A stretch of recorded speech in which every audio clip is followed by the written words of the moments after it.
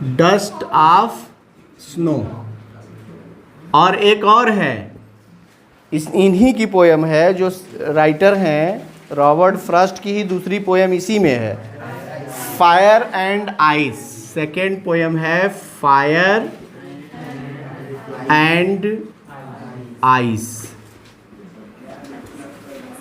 और इन दोनों के पोएट का नाम क्या है? Robert Frost.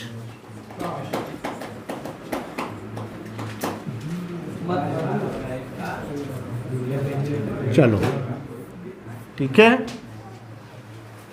रॉबर्ट फ्रॉस्ट एक अमेरिकन राइटर है। कौन है ये? अमेरिकन राइटर हैं। और ये इन दोनों पोयम के माध्यम से, ये इंस्पायरिंग दोनों पोयम हैं, इंस्पायरिंग पोयम। इंस्पायरिंग का मतलब होता है प्रेरणादायक, ठीक है। इंस्पायरिंग पोयम यानी प्रेरणादायक कविताएं, ठीक है। इससे क्या प्रेरणा मिलती है आपको? तो यही है इसकी थीम की, या इसको ये भी कह सकते हो कि इसमें जो सेंट्रल आइडिया एग्जाम में आएगा ना, इससे एग्जाम में जो क्वेश्चन बनता है, एक बनेगा इसमें कंप्रीहेंशन। क्या बनेगा? कंप्रीहेंशन बनेगा। कंप्रीहेंशन पैसेज दिया होगा, उसका आंसर लिखना होगा, ठीक है। और दूसरा जो क्वेश्चन इसमें बनेगा वो होगा पोयम, 4 लाइन की पोयम, 4 लाइन पोयम लिखनी होगी कोई भी। और तीसरे नंबर पर इसमें आता है सेंट्रल आइडिया। सेंट्रल आइडिया या शार्ट क्वेश्चन भी देता है, क्वेश्चन आंसर, ठीक है। या आप क्वेश्चन आंसर दिया रहेगा, उसका आंसर लिखना पड़ेगा, या सेंट्रल आइडिया लिखनी पड़ेगी, या 4 लाइन की पोयम लिखनी पड़ेगी। तो सूटेबल ये है कि आप जो है 4 लाइन की पोयम याद कर लीजिए और सेंट्रल आइडिया याद कर लीजिए, ठीक है। तो आपको सेंट्रल आइडिया या पोयम 4 लाइन की है और एक सेंट्रल आइडिया लिख देंगे, हो जाएगा। क्वेश्चन आंसर कहाँ से देगा इसकी कोई गारंटी नहीं है। और सेंट्रल आइडिया 4 ठो 5 ठो तैयार कर लोगे तो 1 ठो आ जाएगा। और कोई एक 4 लाइन की पोयम लिखनी है जो पैसेज में, जो पेपर में न आया हो।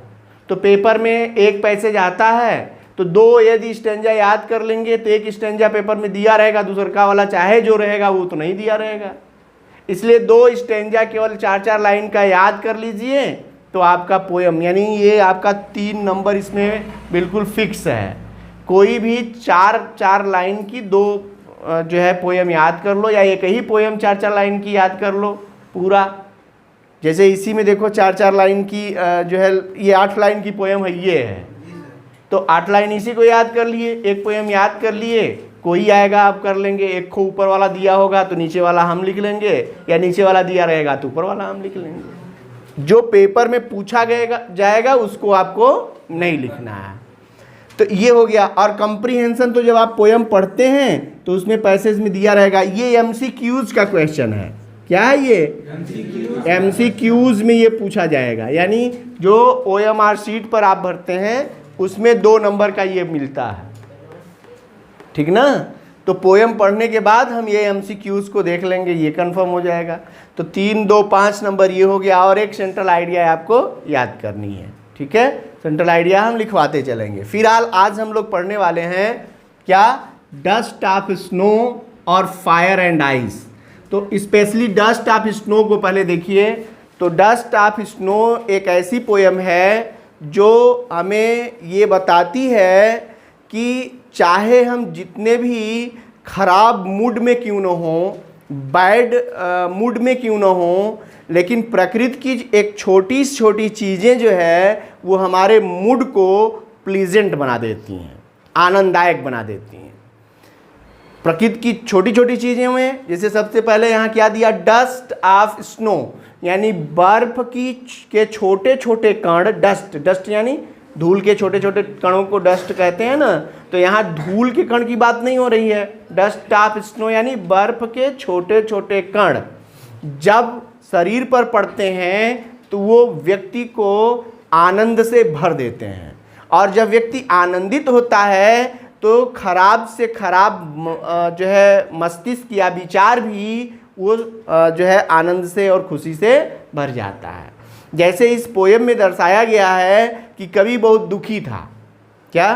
कवि बहुत दुखी था और वो उदास मन से जा रहा था और एक हेमलॉक ट्री के नीचे खड़ा हो गया। हेमलॉक ट्री मतलब समझ रहे हो? हेमलॉक ट्री यानी धतूरे का पेड़।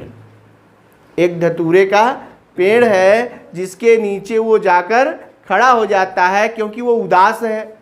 उदास था, वो वहीं पर खड़ा है। तभी अचानक एक कौवा उसकी डाल पर बैठा था और हेमलॉक ट्री के ऊपर बर्फ पड़ी हुई थी। हेमलॉक ट्री के ऊपर बर्फ पड़ी हुई थी। एक कौवा उस पर बैठता है और उसको हिला देता है। तो वो जो बर्फ थी वो छोटे छोटे टुकड़ों में होकर जब उसके शरीर पर पड़ती है तो अचानक से वो आनंदित हो जाता है, क्योंकि वो आनंद देने वाली प्रकृति की एक प्रक्रिया है। तो उससे वो आनंदित हो जाता है, प्रफुल्लित हो जाता है और वो खुश हो जाता है। यानी उसका जो मूड खराब था वो अच्छा हो जाता है, और आगे का दिन, चूंकि खराब मूड होता तो दिन उसका कैसा जाता? खराब जाता।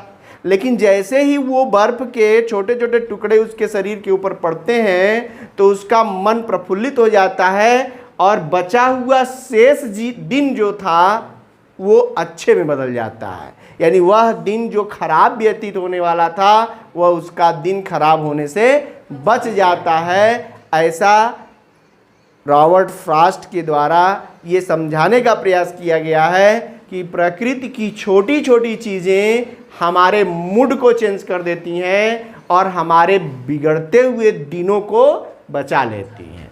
यही है इस पोयम का सार। किसका? Dust of snow. ठीक है, दूसरी पोयम देख लो इसी में, क्योंकि सेम राइट पोएट हैं तो उसको भी हम देख लेते हैं, शार्ट समरी कर लेते हैं। Fire and ice. फायर का मतलब होता है आग और आइस का मतलब होता है बर्फ। फायर एंड आइस, ये आग और बर्फ होते क्या हैं ये आपको दिख रहा होगा। ये एक सिंबॉलिक पोयम भी है। क्या है ये? सिंबॉलिक पोयम, यानी इसमें सिंबल भी है। देखो इसमें मेटाफर का प्रयोग किया गया है। किसका प्रयोग है? मेटाफर। मेटाफर मतलब रूपक। रूपक यानी किसी को रूप दिया गया है। जैसे इसमें देखो फायर, फायर यानी आग। आग का मतलब होता है हमारी इच्छाएं। हमारी इच्छा क्या होती हैं? आग के समान होती हैं। ठीक है। और आइस, आइस यानी इच्छाओं के प्रतीक हैं ये। फायर एंड आइस क्या हैं? हमारी इच्छाओं के प्रतीक। ये फायर हमारी डिजायर है और आइस हमारी ग्रीड है। ग्रीड यानी लालच। और इस दुनिया का, कवि कहता है कि इस दुनिया का अंत दो चीजों से होगा। इस दुनिया का अंत दो चीजों से होगा। किससे किससे? एक फायर से और दूसरा आइस से। फायर का मतलब नहीं, फायर का मतलब डिजायर, इच्छा। हमारी जो तीव्र इच्छा है, किसी को पाने की जो तीव्र इच्छा है, मुझे ये करना है, इसको करने के लिए जो जिज्ञासा है, जिसके लिए हम कल बल छल सब लगा देते हैं, वो हमारे जीवन के अंत का कारण बनेगा या हमारी दुनिया का अंत करेगा। और दूसरा आइस, आइस यानी बर्फ यानी ग्रिड, लालच। हमारी लालच ही हमारे पतन का कारण होती है। फायर यानी डिजायर और आइस यानी ग्रीड, लालच। तो अब डिजायर और लालच ये दोनों ही क्या हैं? ये किसी भी व्यक्ति के अंत का कारण बनते हैं। भाई जब आदमी की इच्छा की पूर्ति कभी होती है? आदमी के इच्छा की पूर्ति कभी नहीं होती।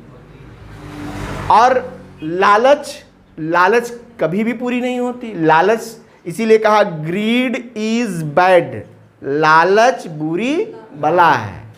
और इच्छा तो कभी किसी की पूरी हुई ही नहीं, इसीलिए इच्छा नहीं, आवश्यकताओं की पूर्ति होती है। इच्छाओं की पूर्ति कभी नहीं होती। इसीलिए वो कहावत कही गई, या ये कहिए कि एक स्लोगन है कि आवश्यकताएं तो फकीर की भी पूरी हो सकती है। क्या? आवश्यकताएं तो फकीर की भी पूरी हो सकती हैं, लेकिन इच्छाएं कभी राजा की भी पूरी नहीं होती। इसलिए इच्छा कभी पूरी नहीं होती।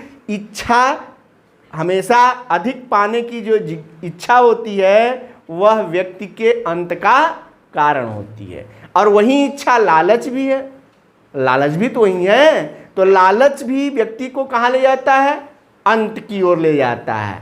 इसीलिए दुनिया के अंत के ये दो कारण हैं, एक फायर और एक आइस। फायर यानी डिजायर और आइस यानी ग्रीड, और ये दोनों ही पूरी दुनिया के अंत का कारण है। कभी का मानना है कि कुछ लोग ये मानते हैं कि इस दुनिया का अंत फायर से होगा, और कुछ लोग मानना है कि दुनिया का अंत आइस से होगा, बर्फ से होगा। तो अब दुनिया का अंत फायर से हो या आइस से हो का मतलब ये है कि दुनिया का अंत हमारी ही इच्छाओं और लालच का परिणाम होगा। इसलिए हमें अपनी इच्छाओं और लालच को कंट्रोल करना चाहिए। We must control our desire and lust. हमें अपने इच्छा और तीव्र इच्छा और लालच को हमेशा नियंत्रित करके रखना चाहिए।